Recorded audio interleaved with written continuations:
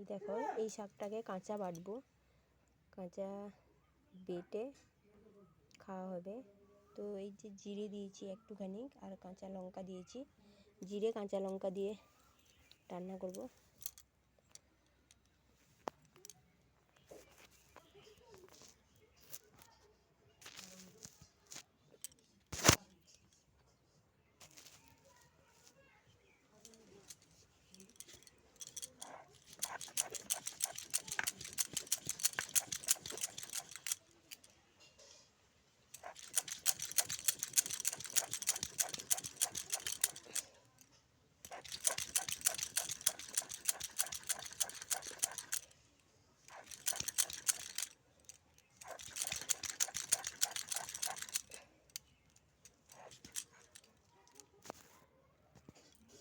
এই দেখো এইভাবে মিহি করে বেটে নিতে হবে, তারপর রান্না করতে হবে।